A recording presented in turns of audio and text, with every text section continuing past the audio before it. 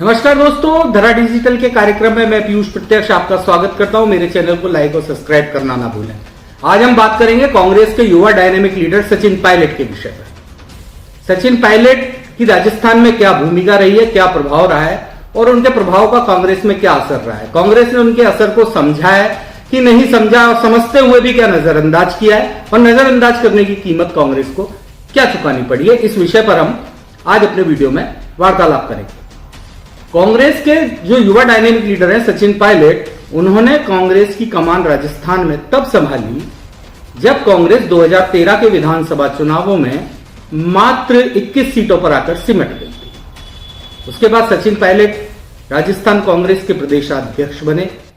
उनके प्रदेशाध्यक्ष बनने के बाद कांग्रेस का एक बड़ा युवा वर्ग सक्रिय हुआ। वो लीडर भी सक्रिय हुए जो हाशिए पे पड़े हुए थे या जिनको नजरअंदाज किया जा रहा था, और सचिन पायलट ने उनको साथ तो लिया ही, साथ में उन्होंने कांग्रेस के उन लीडर्स को भी अपने साथ रखा जो कि पिछले समय से लंबे समय से सक्रिय थे, गहलोत खेमे के थे, अशोक गहलोत के खेमे से आते थे। उन सबको भी साथ लेकर सचिन पायलट ने राजस्थान में अपना प्रभाव दिखाया।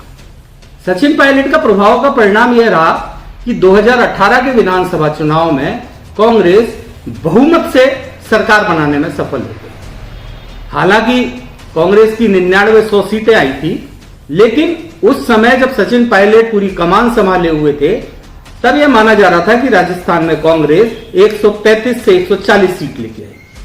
लेकिन 2018 के विधानसभा चुनावों का अगर आप लोगों को ध्यान होगा तो उस समय जिस समय टिकट वितरण हुआ तो फर्स्ट फेज के टिकट वितरण के पश्चात यह माना जाने लगा कि कांग्रेस टिकट वितरण में जिस तरीके की बवाल मचा, उसके बाद यह माने जाने लगा कि कांग्रेस 120-115 सीटें लेके आई। जब चुनाव हुए तो कई निर्दलीय खड़े हो गए। वो निर्दलीय किसके थे, किसके साथ गए, अंत में यही सबको पता है राजनीति के अंदर। और अंतोगतवा कांग्रेस 100 सीटों पर आकर सिमट गई और लंबी जद्दोजहद के बाद अशोक गहलोत एक बार फिर मुख्यमंत्री बन गए। सचिन पायलट को उप मुख्यमंत्री बनाया गया। उप मुख्यमंत्री रहते हुए वे काम करने की कोशिश करते रहे, लेकिन अंतोगतवा एक समय ऐसा आया जब उन्होंने कह दिया कि कांग्रेस सरकार राजस्थान में अल्पमत में है। उनकी क्या पीड़ा थी, उन्होंने क्या परेशानियां झेली होगी, किस स्तर पर उनको ले जाया गया होगा, क्या वो खुद पहुंचे या उनको उस स्तर पर ले जाया गया कि वो कांग्रेस में इस तरीके का बयान देने पर स्थिति में पहुंच गए, यह वो एक लंबी कहानी है। इस पर फिर कभी चर्चा की जाएगी। लेकिन उसके बाद आलाकमान ने हस्तक्षेप किया और सचिन पायलट वापस कांग्रेस में समर्थन में आ गए, कांग्रेस के साथ खड़े हो गए। इसमें कोई दौर है। उसके बाद लगातार ये चलता रहा कि सचिन पायलट को अभी सीएम बना सकते हैं, सचिन पायलट को कोई नई जिम्मेदारी दी जा सकती है, वह सचिन पायलट को कांग्रेस में महत्वपूर्ण पद दिया जा सकता है। ये सब आकलन चलते रहे, लेकिन 5 साल में उस घटनाक्रम के बाद सचिन पायलट को केवल CWC का मेंबर बनाया गया। इसके बाद अलावा सचिन पायलट को कोई खास पद मिल नहीं पाया।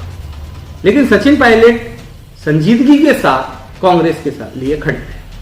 कई बार बीच में यह भी आया कि उन्होंने नई पार्टी बना ली है, वो नई पार्टी बना लेंगे, कांग्रेस से अलग हो जाएंगे, भारतीय जनता पार्टी में शामिल हो जाएंगे। ये सब कयास समय के साथ धूमिल होते चले गए और सचिन पायलट 2023 के विधानसभा चुनाव में कांग्रेस के साथ खड़े रहे और कांग्रेस के लिए काम करते रहे। ये तो एक सचिन पायलट का पूरा 5 साल का कार्यकाल रहा है, उससे पहले का जब वो प्रदेश अध्यक्ष बने उसका कार्यकाल रहा। लेकिन इस बीच में एक बड़ा फैक्टर था, वो था गुर्जर मतदाताओं का फैक्टर। गुर्जर मतदाता हमेशा से सचिन पायलट को काफी पसंद करता है। मेरी कई गुर्जर लीडर से बातचीत हुई है, वो ये कहते हैं कि हमारे भगवान देवनारायण जी हैं, उनके बराबर समतुल्य है। वो कर्नल किरोड़ी सिंह बैंसला को मानते हैं, लेकिन अगर नेता की बात मानी जाती है तो यह माना जाता है कि गुर्जरों का सबसे बड़ा नेता स्वर्गीय राजेश पायलट है। गुर्जर समाज आज भी राजेश पायलट को अपना लीडर मानता है। राजेश पायलट के ही पुत्र है सचिन पायलट, इसलिए जब सचिन पायलट राजस्थान में सक्रिय हुए तो गुर्जर मतदाता, गुर्जर समाज उनके साथ कंधे से कंधा मिलाकर खड़ा हो गया। हालांकि पायलट ने हर कौम को लेकर साथ चलने की कोशिश करी और चले भी वो, लेकिन यह माना जाता रहा कि गुर्जर मतदाता उनके लिए एक छत्र खड़ा था। गुर्जर मतदाताओं की राजस्थान में संख्या 8 से 9% बनी और गुर्जर मतदाता हमेशा से भारतीय जनता पार्टी का वोटर माना जाता है। अब कांग्रेस ने यहां ये देखना उचित नहीं समझा या देखते हुए नजरअंदाज किया कि राजस्थान में दोनों बार 2008 के विधानसभा चुनाव में और 2018 के विधानसभा चुनाव में गुर्जर मतदाता की महत्वपूर्ण भूमिका रही है। 2008 के में गुर्जर मतदाता आरक्षण आंदोलन से नाराज होकर, जिस तरीके की स्थिति हुई, जिस सरकार ने, बीजेपी सरकार ने गोलीकांड हुआ, उससे नाराज होकर बीजेपी के खिलाफ वोट करने गया और 2008 में उसने बीजेपी के खिलाफ वोट किया, जिससे कांग्रेस की सरकार राजस्थान में बन गई।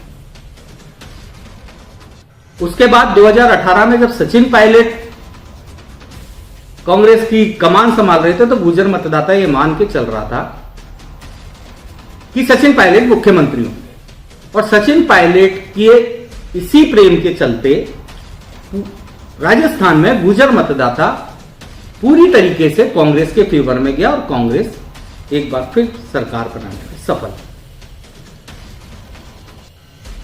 इस बात को कांग्रेस ने समझा या नहीं समझा या समझते हुए नजरअंदाज किया, यह कहा नहीं जा सकता, क्योंकि यह कांग्रेस का अपना मामला है। लेकिन इस बात में कोई दो राय नहीं है कि सचिन पायलट चुनाव में एक बड़ा फैक्टर थे। इस चुनाव में उन्होंने काफी मेहनत करी है, कोशिश भी करी है कांग्रेस के लिए। उसके परिणाम अब 3 तारीख को सामने आ जाएंगे कि उनकी जिन जिन क्षेत्रों में उन्होंने चुनाव प्रचार किया है वहां क्या स्थिति रही है, लेकिन उनका प्रभाव है। मैं अभी थोड़ी देर पहले एक चाय की दुकान पे बैठा हुआ था तो वहां पर एक मध्य प्रदेश का युवा मिला मेरे को और उसने कहा, भाई साहब हमारे मध्य प्रदेश में गुर्जर समाज ने इस बार कांग्रेस को वोट किया है। मैंने कहा, भाई ऐसा क्यों? तो उसने मेरे को बताया कि भाई साहब सचिन पायलट है ना, उस कारण से गुर्जर मतदाताओं ने कांग्रेस को किया। सचिन पायलट राजस्थान के अलावा मध्य प्रदेश में भी सभाएं करके आए और वो पूरे राजस्थान हिंदी भाषी प्रदेशों में कांग्रेस के लिए सभाएं करते रहते हैं, तो उनका प्रभाव मध्य प्रदेश तक था। शायद मध्य प्रदेश में उनका राजस्थान वाला घटनाक्रम लोग इतना दिल पर नहीं लेके बैठे होंगे, लेकिन राजस्थान में गुर्जर समाज पायलट को सीएम ना बनाने के चलते कांग्रेस से नाराज। वो इस बार कांग्रेस के फेवर में मतदान करेगा यह कहना मुश्किल है, या उसने किया होगा यह कहना मुश्किल है। पायलट ने लाख कोशिश की हो, लेकिन गुर्जर मतदाता मेरे को नहीं लगता इस बार कांग्रेस पे विश्वास कर रहा है। मैं ये बात इसलिए कह रहा हूं क्योंकि आज से 2-3 साल पहले पूर्व मुख्यमंत्री वसुंधरा राजे सिंधिया का जन्मदिन था और उन्होंने अपना जन्मदिन केशवराय पाटन भगवान जी के यहां पर मनाया था, चंबल के। तब मैं उस सभा को कवर करने गया था। तब भी मैं वहां पर दुकानों पे बैठा हुआ था तो वहां पर टॉप के लोग बैठे हुए थे। तो मैंने उनसे पूछा, भाई इस बार क्या रोके, कहां से आए हैं? तो उन्होंने बताया हम ये हैं, अपना नाम बताया कि वो गुर्जर मतदाता हैं। तो मैंने उसमें पूछा इस बार क्या स्थिति रहेगी? कहना भाई साहब कोना वोट ना कांग्रेस को। मैंने कहा भाई ऐसा क्या हुआ? धोखो दियो छे भाई साहब, सचिन पायलट को धोखो दियो छे, मगर सीएम बनायो छे, बाबड़ो को सीएम को ना बनायो। मैं तो कांग्रेस में वोट न दे, धोखेबाज पार्टी थी। तो कांग्रेस गुर्जरों में जो आक्रोश था उसको देखते हुए मेरे को नहीं लगता कि सचिन पायलट भी उनको गुर्जर्स को कन्विंस कर पाए होंगे राजस्थान में कि कांग्रेस के फेवर में मतदान करें। अब 8 से 9% का गुर्जर अगर मतदाता है तो वो कितना प्रभावित कर देगा चुनावों को, ये तो 3 तारीख के चुनाव में पता लग जाएगा। बीजेपी भी शायद इसी भरोसे बैठी हुई है कि गुर्जर मतदाता हमारा वापस आ जाएगा तो हम राजस्थान में सरकार बना लेंगे। और अगर ऐसा हुआ तो वास्तविकता में बीजेपी राजस्थान में सरकार बना भी लेगी। लेकिन कांग्रेस अपने बड़े एसेट्स का उपयोग करने में राजस्थान के अंदर पूरी तरीके से असक्षम साबित हुई है। इस बात से मुझे कहने में कोई गुरेज नहीं है। आज भी न केवल गुर्जर मतदाता, मैं कभी युवा पढ़े लिखे मतदाताओं से भी बात करता हूं तो वो बोलते हैं कि 2018 के चुनाव में हमने कांग्रेस को वोट किया था क्योंकि हम ये जानते हैं कि एक पढ़ा लिखा युवा सचिन पायलट मुख्यमंत्री बनेगा तो चेंज आना चाहिए।